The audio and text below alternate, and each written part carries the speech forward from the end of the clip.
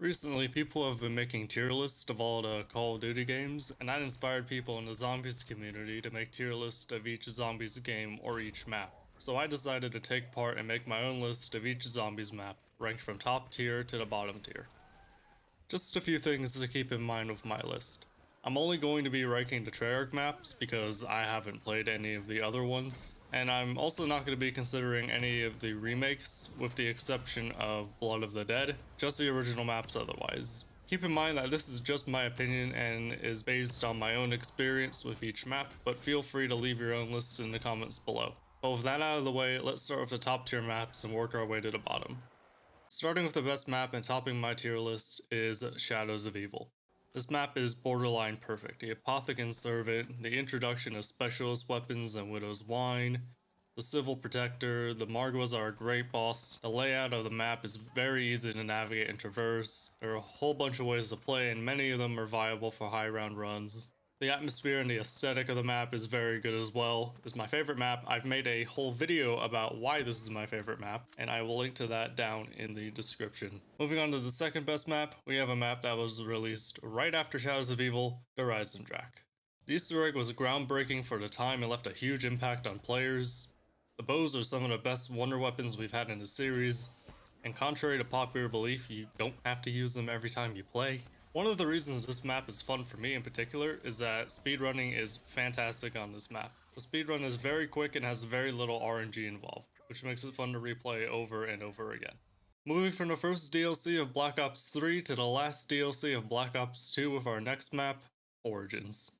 Origins is obviously a fan favorite and is overall very similar to Drak. Both maps have 4 elemental wonder weapons, the Panzer Soldat as a boss zombie, and a popular Easter egg. It's entirely possible that Origins and Drak could be switched around, but what makes Origins take number 3 is the mud. The mud on Origins is a bit absurd. Additionally, Samantha constantly yelling in your ear is a bit annoying. Had it not been for the mud and Sam, Origins could have been number 2, but it's still at a very respectable number 3. The fourth spot is actually the map that got me into zombies on a hardcore level. Of course, I'm talking about fan favorite Mob of the Dead. The map is a bit special for me because it's the one that got me into zombies on a more hardcore level. Back in the day, I split my time pretty evenly between multiplayer and zombies, and then when this map came out, all of that changed. As for the map itself, it changed a lot of things about zombies. We now had the afterlife mode instead of quick revive, and the traditional power switch, a strange new perk called Electric Cherry, and a whole new set of characters that almost instantly became fan favorites. The only reason the map isn't higher is because the 2-hit down system doesn't work very well on a map that's claustrophobic, and the Afterlife system allowed for an infinite amount of downs in one game. Other than that, the map is an obvious top tier pick. We're going to be capping off the top tier list with a potentially controversial pick, and that's 9 from Black Ops 4. I realize that a lot of people don't like Black Ops 4 and wouldn't dare put a map from this game anywhere near the top tier, but hear me out. This is everything that the other maps in Black Ops 4 aren't. This map has a character and an interesting gimmick with the challenge system and the crowd. The new characters are surprisingly fun to play as, and the map layout is simple and accessible. The only complaints I have about this map aren't specific to the map itself and are more problems with the game as a whole, like the perk and creator class systems, but I can't hold that against the map itself. Ultimately, I have fun playing it, so it's going to cap off this tier. Moving on to the next tier, we have 4 maps, the first of which is Gorod Krovi. The only reason it's the tier below the other maps is that the Easter egg is currently broken and the textures take forever to load in. The next map in this tier is the default map from the original Black Ops, Kino der Toten.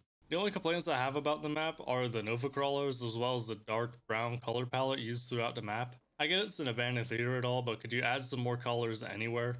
Thankfully the remaster improved greatly in this area.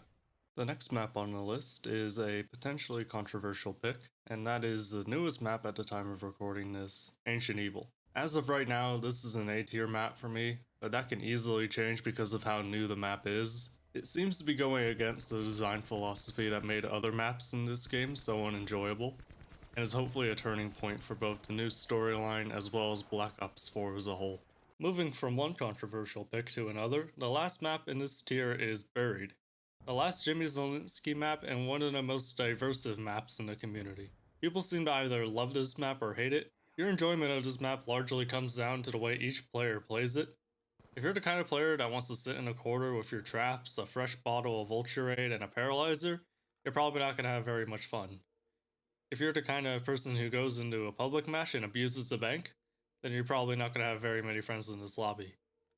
If you don't play like that, you can have a lot of fun in this map, and it gives you plenty of options to play, which is something I am all about. Before moving down to the B tier, I would like to talk about one more map, and that's Nuketown Zombies.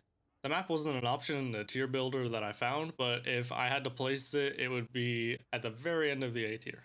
It's a great map that's simple, difficult, and at times unforgiving, which is exactly why I love it. And while people hate to randomize perks, it does give the map a layer of depth that it wouldn't have if the perks were just all on the map at all times. Though it would have been nice in solo if the perk order went Quick Revive, Jug, and then randomized at the end of that. Moving down a tier, we have the highest ranking World at War map, Shinonuma. Of all the original World at War maps, Shinonuma is my favorite because of how broken high rounds are on the map, the introduction of the Wonderwolf as well as the characters that would become the Ultimus crew, and the beginnings of zombie training made this an important map in Zombies history as well. Speaking of important maps for Zombies history, Ascension is the next map on the list. This was the first map to have an Easter egg and introduce fan favorite perks PhD Flopper as well as Stamina.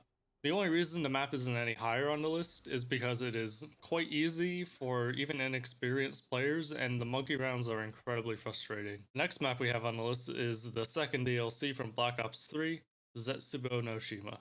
Zetsubou no Shima was a bit of a mess on launch, but it did improve significantly over time. I was playing Black Ops 3 on Xbox, so I didn't experience many of the glitches that plagued the map at launch, and the map also rewards players for knowing the map as well as for completing the Easter egg, by giving you an excellent camping spot that's used for high round runs. If the map wasn't so glitchy at launch, and had they toned down on the amount of thrashers at high rounds and streamlined the KT4 upgrade, then this map would be more popular with the community, I think. Moving on to the last map from World at War, we have Deriz.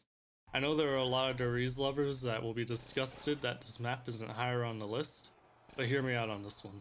Deriz is a good map, but World at War as a game has not aged very well, and it's the most noticeable on this map. It's a good map, but severely outclassed by the giant remaster. Next we have the second on-disc map from Black Ops, 5. 5 is a good map for a certain type of player. It's a challenging map that's fun to play every once in a while and can be a true test of skill for players trying to improve. But like Deriz, 5 is severely outclassed by Classified in my opinion. The last map on the B tier is the one that started it all, Nuketown. You have to give credit to the first map, though it hasn't aged very well.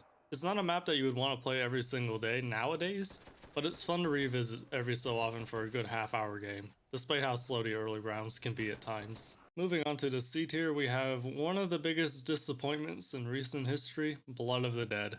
We campaigned for 3 years to get Mob of the Dead remastered, and while the map was great when it first came out, it has not aged well in that short amount of time. It's since become a tedious, glitchy Easter egg quest as well as an XP farming machine while playing with bots. Moving from one disappointment to another, we have Revelations. Black Ops 3 was the best season of zombies we've ever had, and they really went out with one final... The Easter egg is the most nonsensical we've ever had. The map in and of itself is really easy and is made almost entirely of sections from other maps. Thankfully we got Zombie Chronicles to give the Black Ops 3 zombie season a proper send-off. Die Rise, or as I call it, Waiting for the Elevator Simulator. If this map had a set of stairs, it could have easily been a B tier map. Who's Who is easily the worst perk we've ever had, because it actually harms the player to have it equipped. Think about that for a second. It harms the player to have the perk. What saves the map from being lower on the list is that training with this liquefier is really fun, and it significantly improved the weapon sandbox from the on-disc map. Moving on to another controversial pick, we have Call of the Dead. This is the most overrated map of all time in my opinion. There are so many things about this map that just frustrate me beyond belief. George Romero following you around the map is an obvious one, though I find him screaming, stopping you in your tracks and allowing the zombies to instantly down you without any way to defend yourself far more annoying than having to move every 10 minutes. Oh, and did I mention that he does this multiple times around, seemingly at random? Sounds like fun to me? What saves the map from being lower on the list is that the Easter egg rewards you with a Wonder Waff instead of a death machine every time you kill George from that game onward. Why we don't have features like this in newer maps is beyond me. Moving on to the map that was released right after Call of the Dead, we have Shangri-La. A lot of people like this map now, even though it was hated at launch. I don't have much desire to ever play this map, largely because of the layout. There's nowhere to camp and no one place to train, so you just end up circling the entire map. Though it is one of the prettiest maps we've seen. The last map in this tier is the only remaining map from World at War, Verrucht. This map has some great aspects to it. Splitting the spawn room in half was a fun feature, and the introduction of perks, traps, and a power switch redefined zombies right after it was created. That being said, it's a map that I have no desire to replay anytime soon. Now we're moving on to the D tier. These are maps that are truly bad in my opinion. And we're gonna start with a very controversial pick, Moon. I don't like this map very much. The Jug and Pack-a-Punch location, the astronaut, low gravity, constantly having to wear a helmet at all times and not being able to hear anything while it's on, having the windows break when you so much as look at them wrong. I could talk about this map for a long time and why I don't like it, but I'll save that for another video. Speaking of maps I don't care for, we have Voyage of Despair. This map had a lot of effort put into it, and I can't take that away from Treyarch, but it's just too complicated for its own good. The layout of this map is an ant farm. I remember watching a tutorial of the Easter egg. It was over 30 minutes long, and immediately thought to myself, wow, I'm never doing that. I've played this map probably about 5 times, and 5 times is more than enough for me. Maybe I'll take a year off from work to finally have enough time to learn this map, as well as the next map on our list, Dead of the Night. Dead of the Night is easily the worst map in Black Ops 4. Everything that is wrong with Voyage of Despair manages to be even worse in Dead of the Night. I watched a tutorial on how to open Pack-a-Punch in Dead of the Night. It was also 30 minutes long, and afterwards I also thought to myself, wow, I'm never doing that. And the fact that it did almost nothing to revive the community while the game was in a dead period while waiting for new content really cements how awful this map is. But there's one worse. There's one map that is somehow worse. The only F tier map, Transit. This map has so many problems with it that I couldn't even scratch the surface without making a video double its length. This map is bad, but the reason it is an F tier, the reason that it is in the failed tier, is because the map is confirmed by the developer unfinished. The devs did not have time to finish Transit. It is an incomplete product as stated by the developer. And it's $60. You have to pay $60 at launch. It's cheaper now, but at launch you had to pay $60. I mean, yeah, there's a campaign and multiplayer, but we're not talking about that now. $60 for a map that isn't finished. It has to be last. Well, there you have it. That's my tier list. Let me know what you thought in the comments below. Leave a like and subscribe if you made it to the end. It really helps me out. And thanks for watching.